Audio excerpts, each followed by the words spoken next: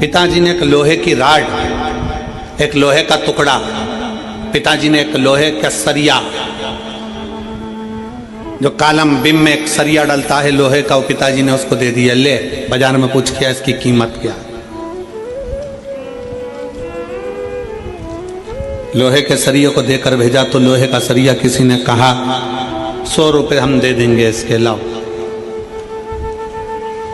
लोहे का टुकड़ा, लोहे का सरिया, 100 रुपए इसकी कीमत है, लो हम दे देते। पिताजी ने कहा था इसको बेचकर मत आना, वापिस लिया। चल,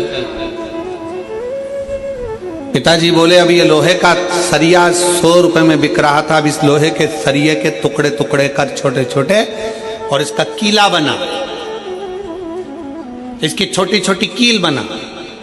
पिताजी के कहने पर बेटे ने मेहनत करी, उसकी कील बनाई और पिताजी ने कहा इस कील को, इस कीले को ले जाकर बेच।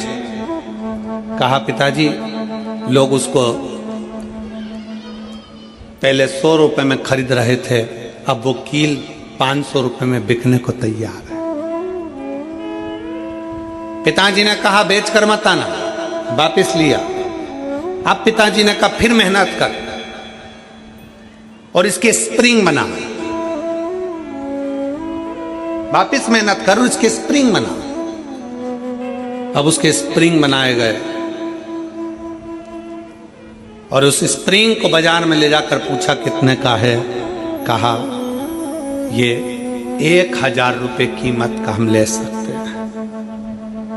पिताजी ने कहा एक लोहे का टुकड़ा कील बन गया, स्प्रिंग बन गया तो कीमत वाला हो गया, उसी तरह एक साधारण सा मनुष्य मृत्यु लोक में जन्म लेता है, मानव की देह उसको प्राप्त होती है।